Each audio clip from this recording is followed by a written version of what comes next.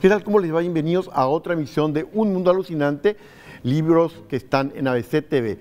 Programa sobre libros y, por supuesto, de libros. Hoy con una invitada muy especial, Inés Perina, quien es psicóloga, con un libro que les va a encantar, que trata muy bien de nuestros dolores, de la felicidad, de la forma de superar situaciones difíciles, del duelo que hay que hacer, de las despedidas cuando uno despierta. Esto enseguida con Inés Perina. Y comenzamos como siempre con aquellas páginas que me emocionaron. Les recomiendo especialmente para adolescentes y también para adultos.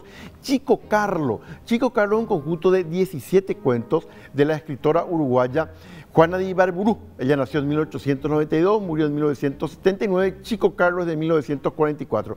Lo que ella hace es rememorar su infancia. Coloca un nombre ficticio, Susana, y a través de los 17 cuentos va contando historias muy lindas hasta hoy de mucho aprendizaje. Por ejemplo, la mancha de humedad. La nena, Susana, tenía en sus piezas una mancha de humedad. La pregunta es, ¿qué era la mancha de humedad para la nena?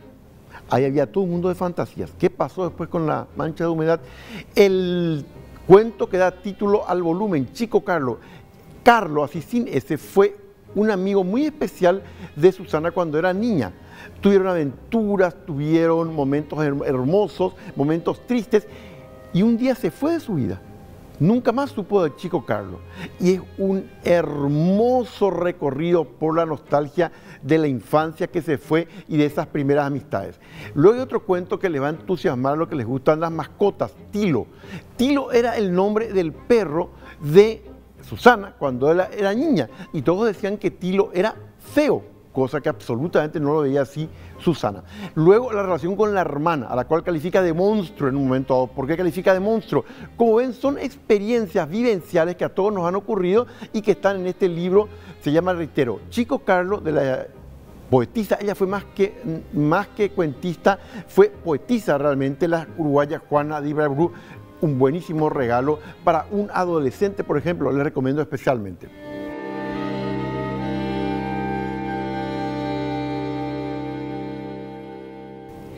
Y en nuestra sección de los párrafos a la pantalla, las adaptaciones cinematográficas de libros, Drácula, de Bram Stoker, probablemente el vampiro más conocido por todo el siglo XX, en lo que va del XXI, tuvo tantas versiones cinematográficas. La historia es así: Dan Broker era un irlandés, y lo que él escribió fue lo siguiente: inspirándose supuestamente en un muy atroz y muy cruel líder de varios siglos atrás de Transilvania, él se inventa una figura que es la siguiente: un vampiro, un no muerto. Resulta ser así: Drácula quiere comprar una propiedad en Londres. Entonces hace llamar a un vendedor para que venga a su castillo, porque quiere negociar la compra-venta. La cosa no se complica, porque el que viene no puede llegar directamente al castillo, sino hay un problema ahí con la diligencia. Luego llega al castillo y nota algo raro: todo es oscuro, todo es tenebroso, todo es rarísimo, pero hay algo más raro todavía: el propietario del castillo, Drácula. Entre otras cosas, Drácula solamente habla con él de noche, no puede aceptar la luz del día. Y algo que nota para desesperación del pobre hombre que venía a vender una propiedad en Londres: no se refleja en los espejos. Esa característica de los vampiros. Lo veía a Drácula, veía un espejo en el castillo y no veía el reflejo de Drácula en el espejo. Dijo, aquí pasa algo, evidentemente aquí pasa algo. Drácula lo deja encerrado a este hombre y él mismo va a Londres, cruza en un barco, pero es muy peculiar. Ese barco llega a Inglaterra cruzando el Canal de la Mancha sin ningún tripulante y con el capitán muerto, y ahí se llega Drácula. ¿Y qué es lo que hace Drácula a partir de ese momento? Ahí no les cuento, porque es una aventura impresionante. La historia de los no muertos. Se hicieron varias adaptaciones, es la típica novela de terror. Yo elegí esta porque fue la que más me impactó. Es de 1958 con, si ustedes se acuerdan, un gran actor, Christopher Lee, que hizo por excelencia los papeles de Drácula. Hubo muchas adaptaciones, inclusive hubo una en la década del 90 de Francis Ford Coppola. Son muy buenas para caracterizar a aquel vampiro al que tanto temimos, pero que en el fondo le queríamos. ¿Dónde vi esta película de Drácula con todo el terror de mi alma? En el antiguo, recordado y por supuesto tremendamente nostálgico Cine Victoria. La novela, léanla, les va a apasionar también. Se llama Drácula, de Bram Stoker, de la década del 90 del siglo antepasado, del siglo XIX. A los amantes del terror, no se pierdan. Y llegamos a la sección habitual de ¿qué libros leen? Queremos siempre saber a través de los ciudadanos y ciudadanas qué libros realmente leen. Esta fue la respuesta que encontramos. El libro que me regalaron hace una semana fue Las 7 claves del éxito, que trata de todo lo que puede llegar a servirte para salir adelante en todo sentido. Familiar, laboral, amistades, la vida. Es todo. Antes de eso no, ninguno otro. El mundo de Sofía. ¿De qué trata? No, y te da una historia de cómo se desarrolló el pensamiento humano desde los inicios.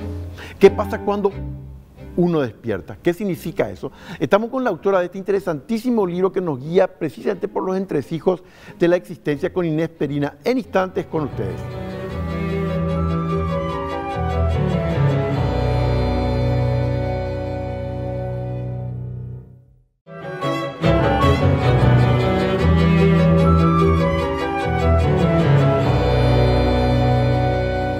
Y lo que les prometía, está con nosotros Inés Perina. Ella es psicóloga, autora de un libro que ya alguna vez yo les recomendé. Fíjense ustedes en el nombre, luego, cuando uno despierta, exactamente de qué trata. Acá está la autora con nosotros. Inés, muchas gracias por estar con nosotros. ¿Cómo te va? No, muchas gracias, Carlos, a vos. Bastante contenta, muy agradecida por la invitación y por compartir estos minutos contigo. Al contrario, contanos, ¿cómo surge y por qué el nombre de cuando uno despierta? Bueno, surge un poco, supongo yo que por mi propio despertar, ¿verdad? Es sentarte y mirar un día y decir, a ver, ¿de qué se trata todo esto? ¿De qué se trata la vida? ¿Cuál es mi misión en esta vida? ¿Para qué vine? Y es un poco empezar a mirarme por dentro y empecé a notar que pasé por muchos momentos de transformaciones que me marcaron, que me hicieron lo que soy hoy, ¿verdad? Que me marcaron un horizonte de por dónde yo quiero caminar. Entonces fue una manera de querer expresar todo eso, de querer compartir todo eso, que yo lo había asimilado así. ¿Y qué significa cuando uno despierta? En tu caso, ¿qué significa cuando uno despierta? Y para mí es despertar a lo que es tu vida en sí. Yo considero que viví mucho tiempo en punto muerto, por el trabajo, por las cosas que tenés nomás luego que hacer o que se espera que hagas tal vez. Entonces yo considero que viví mucho tiempo bajo esa normativa y un día dije no debe de ser así, no puede ser así, sobre todo porque internamente yo sentía que no. Entonces sí, me llegó el momento de tomar decisiones contundentes, decisiones importantes que marcaron realmente otro rumbo en mi vida. Esto es un rumbo diferente. Empecé a ver y a notar que yo podía ejercer mi profesión de otra manera, no solamente en una empresa, no solamente con el ritmo muy exigente y absorbente que tenía. Empecé a considerar incluir un poco más a mi familia dentro de eso, ¿verdad? Por más de que siempre estaban incluidas en mi vida, lógicamente, era un poco complicado. Entonces empecé a tomar esas decisiones que me marcaron otra línea. Y ahí te quiero hacer una pregunta sobre aspectos muy interesantes del libro. Primer punto que vos tocas mucho es ¿qué hacemos con las pérdidas en la vida, Inés? Las pérdidas, y bueno, cada uno maneja las pérdidas según su tiempo, según su ritmo. Una pérdida siempre es dolorosa y el proceso siempre es personal. O sea, no. A veces yo digo cuando me dicen, sí, un proceso de duelo más o menos dura 2 años. Yo digo, sí, puede ser, sí podemos hablar de estadísticas, pero dentro de todo cada uno vive su duelo según el tiempo que necesita. Hay personas que se pueden reponer un poco más rápido, hay otras que necesitan más tiempo. Pero un duelo siempre es un acto muy personal, es un camino muy personal, aunque te sientas acompañado por otras personas, aunque pidas ese acompañamiento, es un camino personal. ¿Y por qué en un momento así me pareció interesante, te cito de memoria, que los caminos de la vida son una sucesión de despedidas? Sí, porque a medida que vos vas creciendo, vos te vas despidiendo de todo en tu vida. Te despedís de tu infancia, te despedís de tu mascota, te despedís de tu adolescencia, de tus primeros amigos, de los que hiciste en el barrio cuando eras niño.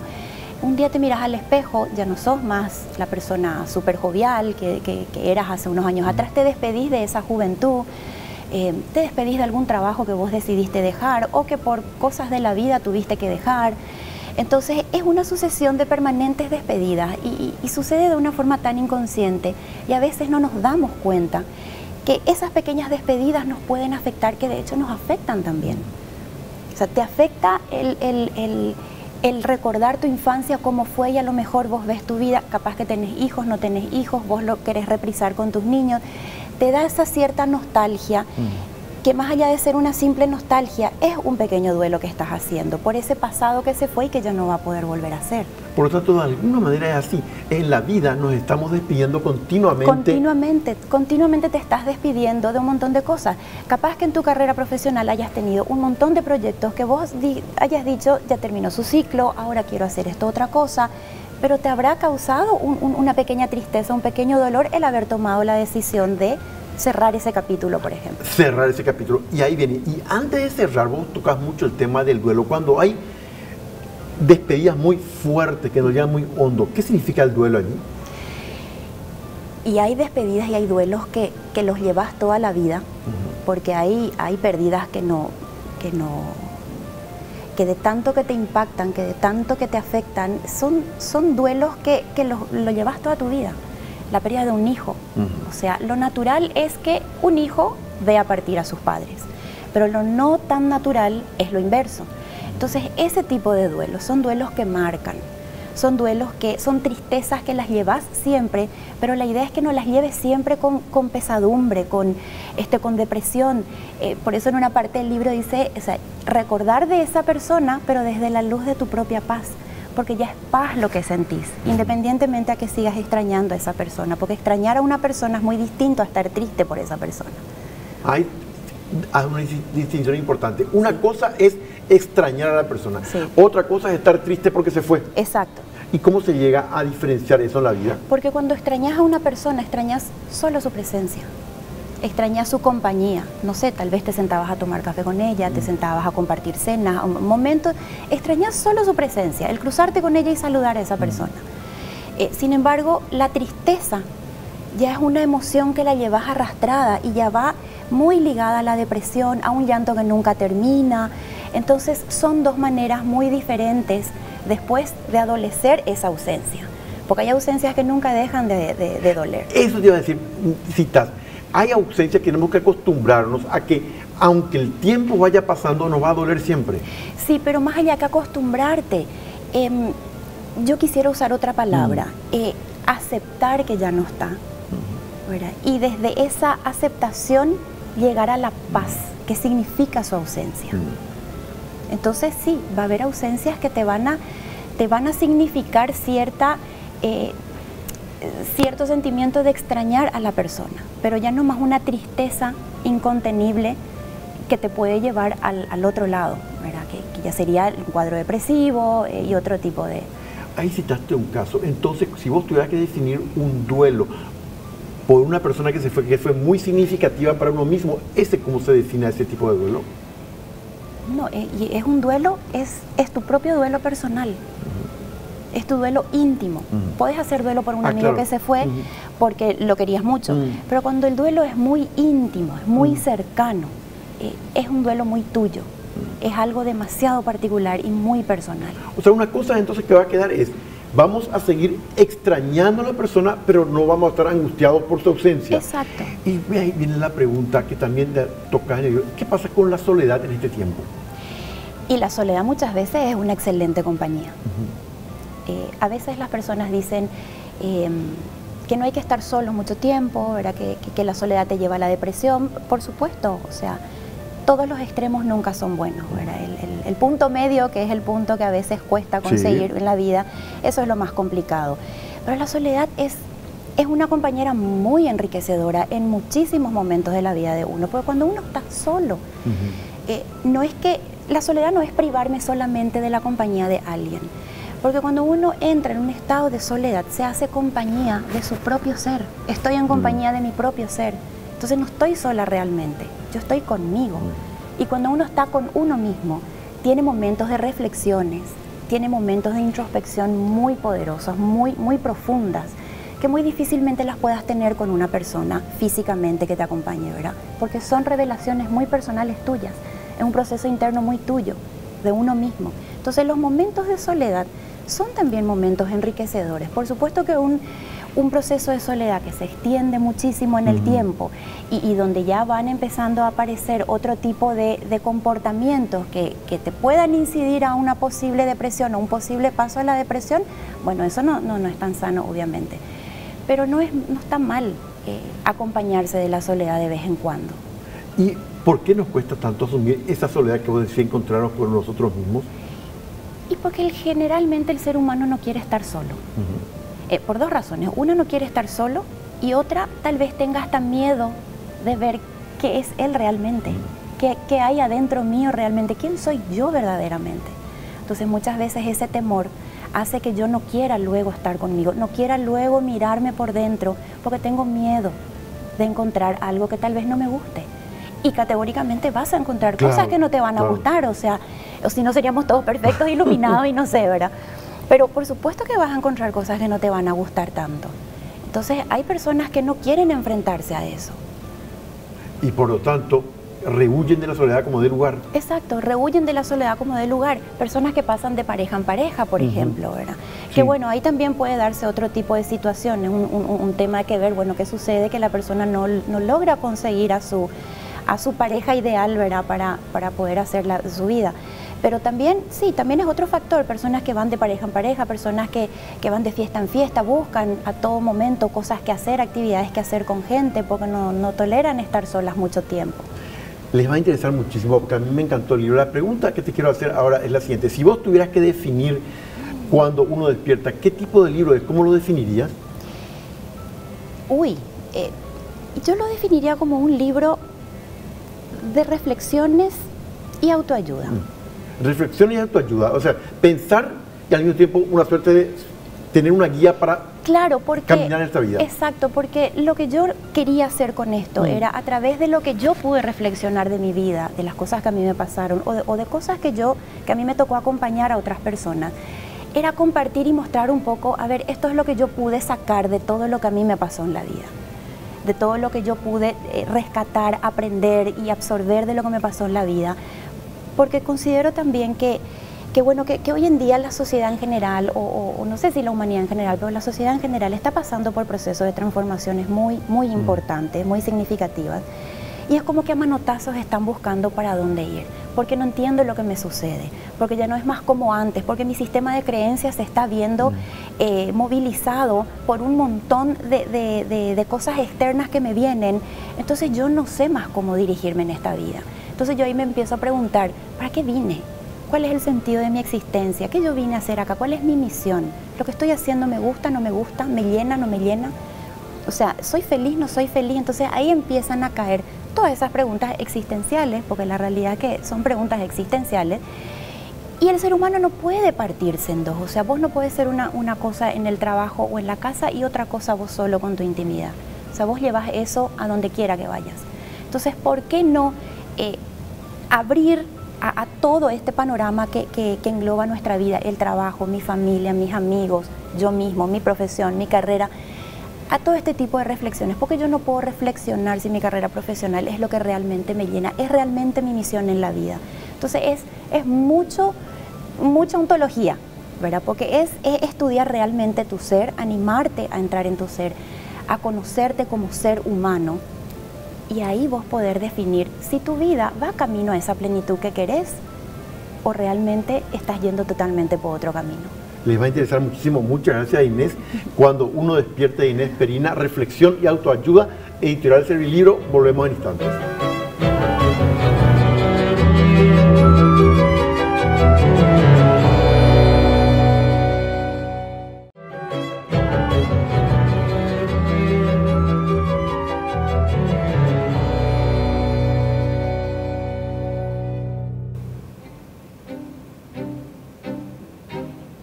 Y ahora sí, como siempre, ¿qué libros leen los paraguayos y qué libros recomiendan leer? Vean esto.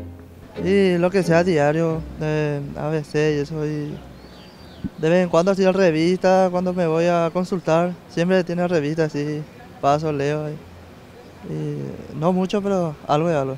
¿Qué parte del periódico te gusta leer más? La parte deportiva, la parte de resumen, de cómo salió el partido, cómo van los puntajes, todo eso. informativo. Las hermanas Brontë en el siglo XIX fueron muy conocidas. Acuérdense, Emily Brontë escribió Cumbres Borrascosas, una realmente obra magnífica de muchas pasiones, romanticismo, amor, desamor, venganza.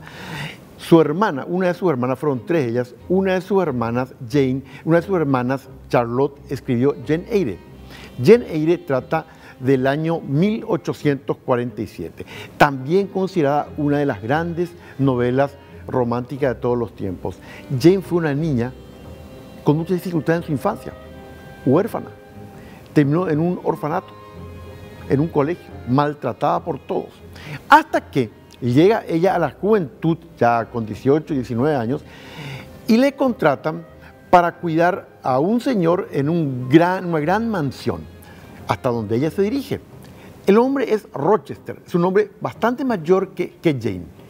Entre ella por un lado, el señor Rochester, ¿surge algún canal de afectividad? Claro que sí.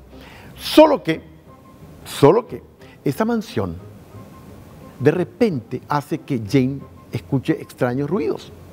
Es como si allí viviera otra persona también. ¿Quién es la persona que vive allí y que Rochester no quiere que Jane conozca? Hasta ahí les cuento, porque debe ser una de las resoluciones de una novela romántica más bellas de toda la historia. Una historia de amor, de perdón, de venganza, de pasiones desatadas en personajes de mucha hondura psicológica. Jane Eyre, de Charlotte Brontë, les recomiendo especialmente, sigue teniendo tremenda actualidad hoy día.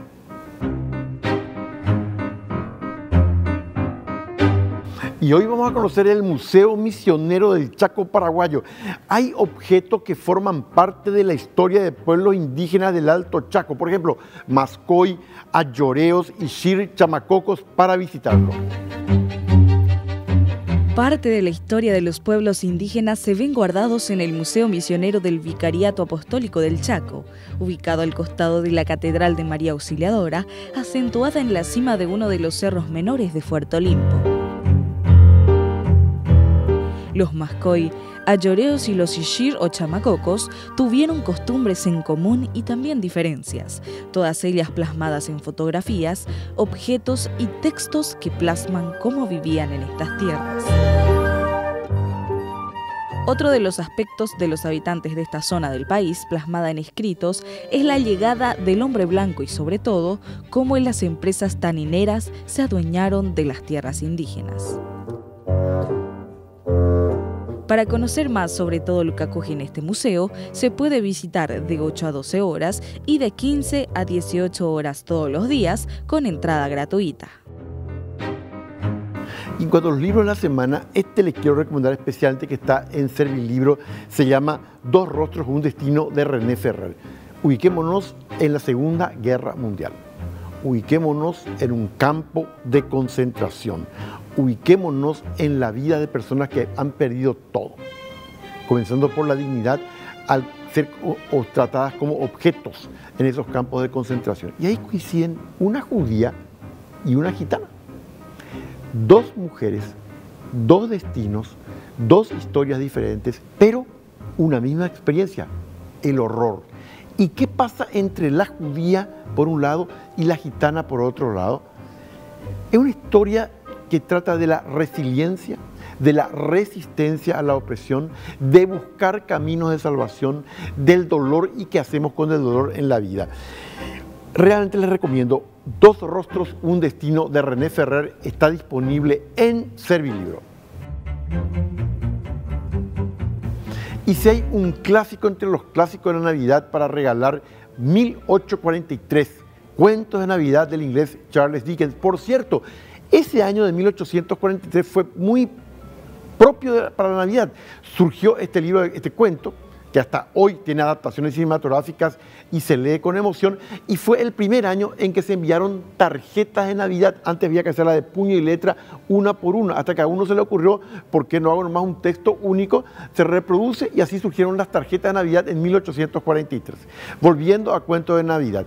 Es una historia que llega a la Navidad y hay un personaje realmente terrible, malvado, huraño, avaro, solitario, carente de todo tipo de afectos, y llega la Navidad ¿Y qué pasa con este hombre entonces en la Navidad y con otras personas que están cerca de él?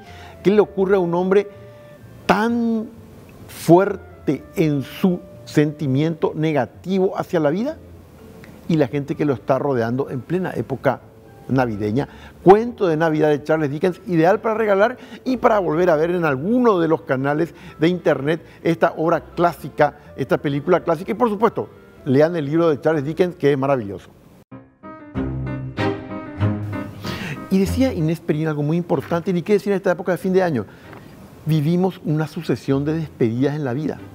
Se va la niñez, se va la adolescencia, perdimos nuestras mascotas de la niñez, y llega la adultez, también perdemos en un momento dado a los abuelos, se van yendo los padres, en una sucesión de despedidas. Lo importante que es que, aunque extrañemos aquello que se fue, no permanezca en nosotros como pesar permanente. Sí, por supuesto, como esa extrañeza de un tiempo que se fue y que ya no vendrá. ¿Qué hacer con la soledad y sobre todo aceptarla y encontrar en ella una fuente de satisfacción? ¿Cómo buscar la felicidad? Y es un camino permanente hacia nosotros mismos. Les recomiendo el libro de Inés Perina, Cuando uno despierta. Nos reencontramos en la próxima emisión de Un Mundo Alucinante.